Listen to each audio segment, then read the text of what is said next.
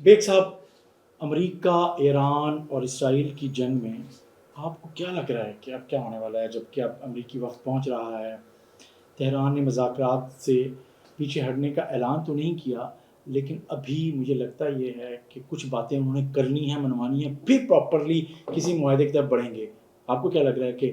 یہ جو ابتدائی مرحلہ ہو گیا، اس کے بعد یہ جو فیز ہے دوسرا، اس میں پاکستان میں وہ کیا کریں گے دونوں بیٹھ کے؟ دیکھیں، سب سے بڑی رکاوٹ اس میں ٹرمپ کا اپنا رویہ، اور اس کے دن میں کچھ 15-20 جو وہ اپنی اس کی سٹیٹمنٹس ہیں، یا وہ سوشل میڈیا پر جس طریقے سے وہ اپنا ٹویٹر جو ہے پیغام دیتا ہے، سب سے بڑا رکاوٹ جو ہے وہی اس کا یہ سلسلہ بنا ہوا ہے۔ مطلب اس کو احساس ہی نہیں ہوتا کہ وہ صبح اٹھتا ہے، اس کی بات چیت کچھ اور ہوتی ہے، گھنٹے بعد وہ کچھ اور کہہ رہا ہوتا ہے، اور کبھی دھمکیاں دے رہا ہوتا ہے، کبھی ایران کی تعریف کر رہا ہوتا ہے، اور بھول گیا کہ وہ یہی بندہ ہے جو کہہ رہا تھا کہ میں ان کی پوری تہذیب مٹا دوں گا۔ اور اس کے حوالے سے ایرانی جو ہے باقاعدہ ایک 400 سال پرانی مسجد جو ہے، انتہائی وہ ایک شاہکار تھی اور انٹرنیشنل ہیریٹیج جو ہے وہ اس کی مالک تھی، اس کو جس طریقے سے برباد کیا گیا ہے، اسی طریقے سے اور بہت ساری چیزیں ہیں۔ اور وہ باقاعدہ جو ہے ان کی اپنا سوشل پبلک کا جو ہے اس کے اوپر پریشر ہے بہت زیادہ ایران کی حکومت کے اوپر کہ آپ اس کے اوپر کیس کریں، مقدمہ بنائیں۔ اس کی وجہ ہے کہ اس کی کسٹوڈین، اس کا مالک جو ہے وہ پوری دنیا ہے، ایران نہیں ہے۔ مطلب ہے کہ یہ ایک انتہائی غیر اخلاقی اور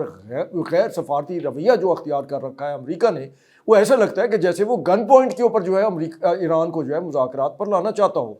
اب اس کی وجہ اس کی کیا ہے؟ اس کی وجہ یہ ہے کہ اس کے اپنے لگتا ہے کہ مشیروں میں کچھ لوگ جو ہے وہ تو چاہتے ہیں کہ ٹھیک ہے یار ہو جائے پرامن۔ فوکس آپ کرتے ہیں نا، ہم ہاں ایران کی بات ٹھیک کرتے ہے نا۔ ہیں، ہم پاکستان کی بات کرتے ہیں، ہم دوبارہ سے اس کو میں سوال کو ریفریز کرنا، جی جی میں یہ کہہ رہا ہوں کہ اس وقت جو دوسرا مرحلہ یوں سمجھ لیں کہ آج سے شروع ہونے کا امکان ہے، وفود امریکی وفد تو آ رہا ہے، اس کے بعد ایران نے یہ کہا ہے کہ ہم مذاکرات سے پیچھے نہیں ہٹ رہے، لیکن جو ہم پر دباؤ ڈالا جا رہا ہے مذاکرات کے لیے، ہم اسے بھی نہیں مانیں گے، پہلے ہم اس پہ بھی بات کریں گے۔ اس پر یہ بات کریں دیکھیے، کہ آگے کیا ہوگا۔ وہ اس کا جو دباؤ ڈالا جا رہا ہے، ایک تو یہ ہے کہ انہوں نے جس طریقے سے ناکہ بندی کر رکھی ہے امریکن نیول شپس نے، ایران کی بندرگاہوں کی بھی، اور پھر ان کا ایک آئل ٹینکر جو ہے وہ قبضے میں لینے کی کوشش کی گئی ایران کا، ٹھیک ہے۔ مطلب یہ بھی ایک طرح کی بلیک میلنگ ہے کہ ان کے اوپر اتنا دباؤ ڈالا جائے۔ تو بھئی آپ نے 40 دن تک جس طریقے سے ان کے اوپر بمباری کی، بارود گرایا، اتنے معصوم لوگوں کو جو ہے شہید کر دیا، بچیاں تک شہید کر دیں، اور آپ کچھ حاصل نہیں کر سکے۔ اور اب جس وقت ایران راضی ہو گیا مذاکرات کے اوپر، اور پہلا دور ہوا اور اس کے اوپر بڑا ہی ڈنکے بجائے گئے، ایون امریکہ کے اپنے امریکہ میں بھی انہوں نے خوشیاں منائیں کہ دیکھیں جی ایک بہت بڑا مرحلہ تھا، ہم نے طے کر لیا ہے۔ اس کے بعد پھر دوبارہ ایک جو ہے فیز آنا تھا اس میں، اور پاکستان کی ویسے ہمارے جو فیلڈ مارشل ہیں، ہماری حکومت ہے، ان کے صبر و تحمل کی بھی داد دینی پڑے گی کہ وہ بھی دن رات لگے ہوئے ہیں کہ کسی نہ کسی طریقے سے یہ مذاکرات ہو جائیں۔ امریکی وفادار ہے، ایران کی حکومت ٹاکس ٹو جی ہے۔ آپ کیا دیکھ رہے ہیں؟ امید ہے کہ اس میں سب سے پہلے جو کوشش ہوگی وہ یہ ہوگی کہ کسی حتمی معاہدے تک پہنچنے سے پہلے کم از کم وہ جو ایک ٹرمپ نے 2 ہفتے کی فائر بندی یا جنگ بندی کا وہ کیا ہوا تھا، اعلان کیا ہوا تھا، پہلے تو اس میں توسیع کی جائے۔ اور یہ تبھی ممکن ہوگی کہ جب وہ دونوں فریق آمنے سامنے بیٹھیں گے۔ اس کے بعد کوشش جو ہے وہ پاکستان کی بھی یہی ہوگی کہ وہ حتمی معاہدہ تو جو ہوگا اس سے پہلے جو ہے وہ امریکہ جو ہے اعلان کرے کہ میں مزید 2 ہفتے یا ہفتہ جو ہے یا مہینہ جو ہے اس میں توسیع کر رہا ہوں جنگ بندی میں، تاکہ جو معاملات ہیں وہ ایک پائے تکمیل تک پہنچ سکیں۔ ہمیں یہ بھی ذہن میں رکھنا چاہیے کہ اس طرح کی بیان بازی یا یہ سارا کچھ جو ہے، جب 48 سال کا ایک کشیدگی ہو اور جنگ کی صورتحال ہو اور دشمنی اتنی ہو کہ دونوں فریق ایک دوسرے کو نیست و نابود کر دینا چاہتے ہوں، یا اس طرح کے دعوے کرتے ہوں یا اعلانات کرتے ہوں، جب ان کو میز پر بٹھا دیا گیا ہے، یہ پاکستان کی بہت بڑی سفارتی کامیابی تھی جس کی پوری دنیا تعریف بھی کر رہی ہے۔ اور اب مرحلہ یہ ہے کہ ایران کی حکومت نے انکار نہیں کیا، لیکن ایران کا جو میڈیا ہے انہوں نے کہا ہے کہ نہیں جی ہمارا وفد نہیں جا رہا۔ اب اس میں ایسا ہے کہ ایران کے اپنے اندر بھی ہارڈ لائنر بھی ہیں، اور ایسا حکومت کے اندر ایسے لوگ بھی ہیں بھئی اب کچھ نہ کچھ ہو جانا چاہیے۔ اب اس میں لچک جو ہے وہ ایران کتنی ایک دکھائے، ایران نے بہت زیادہ لچک دکھا دی ہے۔ اب امریکہ کو بھی چاہیے کہ وہ باقاعدہ کچھ لچک اس طریقے سے دکھائے، ان کے کچھ فنڈز جو ہے وہ ریلیز کرے، ان کو آئل جو ہے فروخت کرنے کی اجازت دے، اور اس کے اوپر باقی جو پابندی انہوں نے لگا رکھی ہیں کہ نہیں اب ہم بھی اس کے اوپر جو ہے کنٹرول کریں گے، تو یہ ایران قبول نہیں کرے گا۔ میرا ٹیک کیا ہے؟ جی آپ بتائیے۔ یہ ہے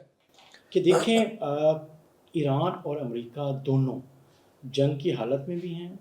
اور لیکن وہ مذاکرات بھی کر رہے ہیں. کسی بھی مرحلے میں اب اگر آپ آ کر دیکھیں تو جس انداز میں امریکہ نے وفد بھیج دیا ہے، اور ابھی ایران نے اوکے نہیں کیا، لیکن اس کے وفد بھیجنا اس بات کو شو کر رہا ہے کہ امریکہ بھی ان مذاکرات کے لیے سنجیدہ ہے، اور وہ کوشش کر رہا ہے کہ یہ معاملہ اور جنگ بندی کا کوئی معاہدہ ہو جائے. لیکن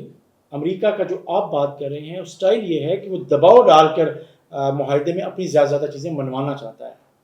ہو یہ رہا ہے بیگ صاحب کہ مجھے لگتا ہے کہ امریکہ اور ایران دونوں مذاکرات کی ٹیبل پر یہ تاثر نہیں دینا چاہتے کہ ہم ہارے ہیں یا ہم کمزور ہیں، یا ہم کمزور ہیں. دونوں کو ایک ایسا فیس سیونگ چاہیے جس کے تحت وہ دونوں یہ کہہ سکیں کہ وہ دونوں جیتے ہیں. تو یہ مرحلہ اس لیے یہ جو دونوں کی طرف سے جو بیان بازی ہے، دونوں طرف سے جو چیزیں ہیں، وہ مجھے لگتا ہے یہ ہے کہ اپنی جگہ پر وہ ان کے مقامی جو سٹیکس ہیں اپنے اپنے ملک میں، اپنے اپنے وطن میں، اور ان کی جو چیزیں اس حساب سے لوگوں کو جو جواب دینا ہے اس حوالے سے یقینی طور پہ کہ یکدم آپ صلح کی طرف نہیں جا سکتے. اور آپ نے خود کہا کہ اتنے بڑے 47 سال کا جو ان کے درمیان کشیدگی ہے وہ یکدم کسی معاہدے پہ نہیں پہنچا جا سکتا تھا. پہلا مرحلہ گزر گیا، دوسرا مرحلہ ہو گیا، اور دوسرے مرحلے میں بھی ایرانی قیادت یہ پہلے جو دباؤ امریکہ ڈال رہا ہے وہی دباؤ اب ایران امریکہ پر ڈال رہا ہے. بیگ صاحب دونوں ڈال رہے ہیں، لیکن دونوں مذاکرات سے انکار نہیں کر رہے ہیں. یہاں میں آپ سے یہاں پاکستان کا کردار ہے کہ پاکستان دونوں کو اس سطح پر بٹھانے میں ایک دفعہ پھر کامیاب ہو گیا، انشاءاللہ ہو جائے گا. پاکستان جیسا ملک جو جس کو کہا جاتا تھا کہ یہ ٹربل میکر ہے، وہ ایک پیس میکر کے طور پہ سامنے آ رہا ہے. روپلاسا نے بڑی اچھی ہیڈ لائن لکھی تھی اپنے کالم میں. تو مجھے لگتا ہے یہ ہے کہ اس کا جو ٹائٹل تھا واقعی کہ پاکستان کا جو یہ کردار ہے، اور اسلام آباد ٹاکس 2 میرا خیال ہے، میں اس کو اب کہہ رہا ہوں، اس کی وجہ یہ ہے کہ اگر یہاں مذاکرات دوسری دفعہ ہو رہے ہیں تو پاکستان کی جو ایفرٹس ہیں اس کی جو ریکگنیشن دونوں فریقین کے ساتھ ساتھ بین الاقوامی دنیا بھی کر رہی ہے، اس کو تسلیم کریے جو بات آپ کر رہے ہیں. اور یہاں میں آپ سے ایک اور سوال کرتا ہوں، میں آپ سے ایک اور سوال کرتا ہوں. آپ نیتن یاہو کو کہاں کھڑا کر دیکھتے ہیں؟ اس کی وجہ ہے کہ ٹرمپ کے تمام تر کوششوں کے باوجود اس کے مواخذے کی اور کرپشن کے اوپر جو اس کے مقدمات ہیں اس کے اوپر فی الحال اس کو معطل نہیں کیا گیا. اس کا آغاز ہو چکا ہے. اب وہ نیتن یاہو یہ سمجھتا ہے کہ اگر معاہدہ ہو جاتا ہے، اگر یہ جنگ رک جاتی ہے تو اس کی نہ صرف شکست ہے بلکہ اس کا وہ جو ایک ایجنڈا تھا گریٹر اسرائیل کا وہ بھی ختم ہو جائے گا، بلکہ یوں سمجھ لیں زمین برد ہو جائے گا. اور اسی فرسٹریشن ہی کی وجہ سے اس نے لبنان کے اندر بھی جو ہے اتنا نقصان کیا ہے کہ جیسے غزہ میں کیا تھا، لبنان کا بہت سارا علاقہ اس نے اسی طریقے سے برباد کر دیا. اس کو آپ کہاں دیکھتے ہیں؟ نیتن یاہو میرا خیال ہے کہ لوز کر رہے ہیں. دیکھیں سب سے پہلی لوز یہ وہ کریں کہ امریکہ کی جو آؤٹ رائٹلی سپورٹ تھی نا اسرائیل کو، وہ اب پہلی دفعہ میں یہ دیکھ رہا ہوں کہ اس کی مرضی کے بغیر یہ مذاکرات ہو رہے ہیں. امریکہ کا دباؤ ہے اس پر، اور وہ اس میں مداخلت اس کو خراب کرنے کی تو اس نے کوشش کی ہے، لیکن اس نے اس کو اب وہ امریکہ کو امریکی قیادت پر مزید دباؤ نہیں ڈال سکتا. خود امریکہ کے اندر جو پریشر ڈیولپ ہوا ہے اس کو امریکی قیادت دیکھ رہی ہے. نمبر 1. اب اور ضرور بات آپ نے کہا جی گریٹر اسرائیل والا یا برد ہو جائے گا، سمندر برد ہو جائے گا. نہیں، اس میں ٹائم لگے گا. ابھی ترکی نے آپ کو پتہ ہے کہ ایک اپنی ریزرویشن کا اظہار کیا. اس نے کہا کہ سائپرس کے ساتھ مل کر اور ایک اور ملک کے ساتھ مل کر اسرائیل ترکی کے اوپر پریشر ڈالنا چاہتا ہے اور عربوں کے اوپر ایک اور دباؤ ڈالنا چاہتا ہے. تو اینٹی وہ سوڈان ممالک وہ چیزیں صومالیہ کے اندر اپنا ایک علاقہ بنا رہے ہیں. میں اس کی بات بھی کر رہا ہوں کہ آپ یونان اور سائپرس کو ملا کے چیزیں کر رہے ہیں. تو اگر آپ اس کو بات کر رہے ہیں تو یقینی طور پہ وہ نئی چیزیں بنیں گی، نئی الائنمنٹس ہوں گی، نئی اسٹریٹجک آپ کو لائنز اختیار کرنی پڑیں گی. اور تو وہ ایک نظر آئے گا کہ اس معاہدے کے بعد اس علاقے خطے کی نئی الائنمنٹس کیا ہوں گی. یہ بڑا اہم ہوگا. لیکن نئی الائنمنٹ ہونی ہے، ہو رہی ہیں، ہونا شروع ہو گئی ہیں. اور فیوچر میں اسرائیل کا وہ جو ہوا تھا نا امریکہ اور اسرائیل کا وہ تو ختم ہو گیا. وہ ہوا ختم ہو گیا معاہدے کے بعد ختم ہو جائے گا. وہ تو جنگ کی حالت میں ہی ختم ہو گیا نا. وہ تو جنگ کی حالت میں ہی اسرائیل اور امریکہ دونوں کو سمجھ آ گئی ہے کہ وہ اس کے پاس جو اسلحے کی یا جنگی مشینری یا جو مائٹ تھی وہ تو بالکل ناکام ثابت ہوئی ہے. لیکن ایک اور ڈیولپمنٹ ہوئی ہے بڑی، آپ کے بھی علم میں ہوگی کہ کل سے اجیت کمار دوور جو نریندر مودی کا جو ہے وہ مشیر خاص ہے سلامتی کا، وہ اس وقت سعودی ریاض میں پہنچا ہوا ہے. اور اس میں بھی ڈسکشن کا جو موضوع ہے، ایک تو ان کے اپنے کہہ رہے ہیں بائی لیٹرل کچھ تجارتی معاملات ہیں وغیرہ وغیرہ، لیکن اصل چیز جو ہے وہ ڈسکس کرنے گیا ہے ایران اور یہ جو ہمارے ریجن کی، اس کو انہوں نے ایران امریکہ کے ذکر نہیں کیا، انہوں نے یہ جو ہے ایشیا کا ذکر کیا، ساؤتھ ایشیا کا، کہ یہاں ریجن کے اندر جو بنا ہوا ہے اس کو آپ کس تناظر میں دیکھتے ہیں؟ دیکھیں اس وقت پوری دنیا ایک چیز ایکسپیکٹ کر رہی ہے، وہ یہ ٹاکس، اسلام آباد ٹاکس، پاکستان کا کردار، اور پاکستان کا جو کردار ڈیولپ ہو رہا ہے ایران اور سعودی عرب کی، اور اگر ہم قطر کو بھی دیکھیں اور اگر ہم اب بحرین کو بھی دیکھیں، وہ جو غصہ قطر اور بحرین کو ایران پر تھا وہ کم ہوتا نظر آ رہا ہے۔ اب وہ ایرانی قیادت، ان کی بات چیت بھی ہوئی آپس میں، چیزیں ہوئی ہیں، اور پاکستان اور سعودی عرب دونوں برج کر رہے ہیں۔ امریکہ کے ساتھ بھی پاکستان ان کا اعتماد بھی حاصل کیا ہوا ہے، عرب ممالک کا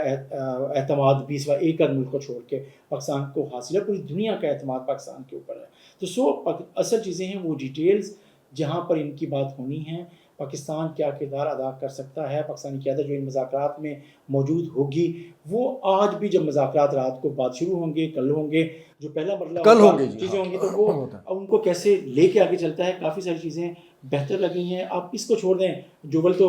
وہاں گئے ہیں جی، سعودی عرب گئے ہیں، یا جو انڈین وزیر خارجہ یوئی بھی گئے ہیں، تو یہ تو پریشانی تو انڈیا کو ہے، آپ کو کیا ہے؟ نہیں، آپ تو اپنی وہ چیزیں کو کریں۔ اگلا موقع یہ ہے کہ آپ کو فی الحال صرف اس پہ فوکس کریں،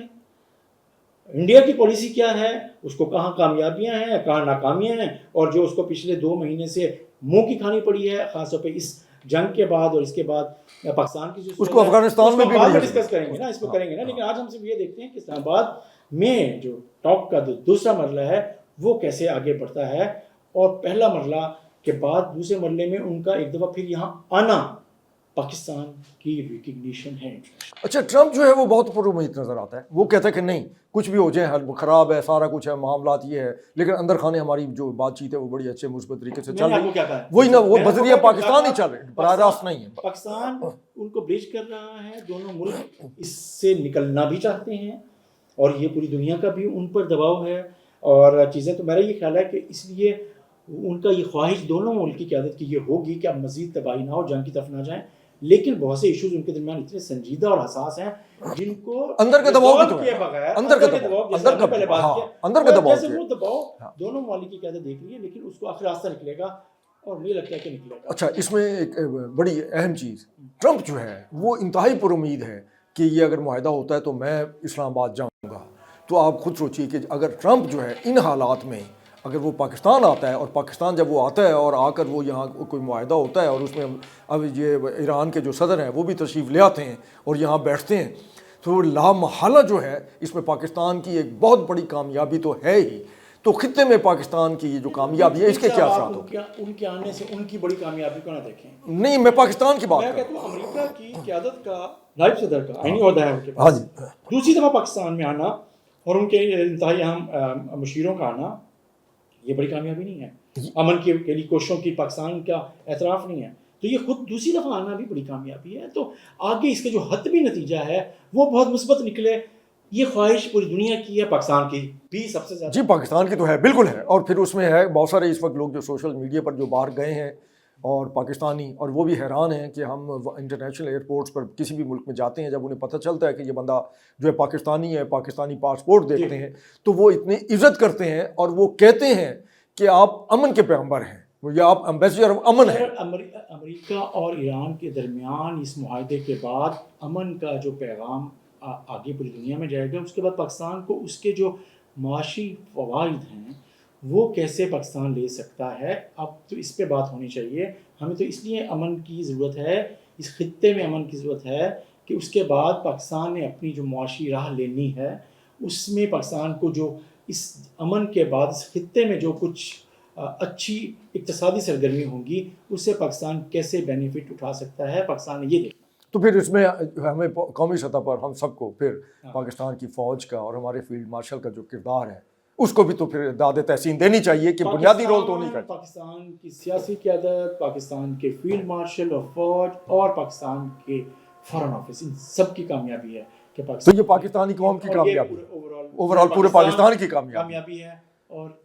اگر یہ مذاکرات معاہدہ ہو جاتا ہے تو یہ ایک لحاظ سے پوری دنیا میں امن پسندوں کی کامیابی. اور ثابت ہو جائے گا کہ پچھلے 78 سال سے انڈیا جو پاکستان کے خلاف پروپیگنڈا کر رہا تھا پاکستان کو دہشت گرد ریاست ثابت کرنے کے لیے، وہ ثابت ہو جائے گا کہ پاکستان نہیں، انڈیا دہشت گرد ریاست ہے، اور وہی جو ہے وہ پاکستان میں دہشت گردی. میں آپ کو وہی لائن دہراتا ہوں جو روف کلاساں لکھی کہ پاکستان ٹربل میکر سے پیس میکر تک. زبردست، بالکل ٹھیک ہے.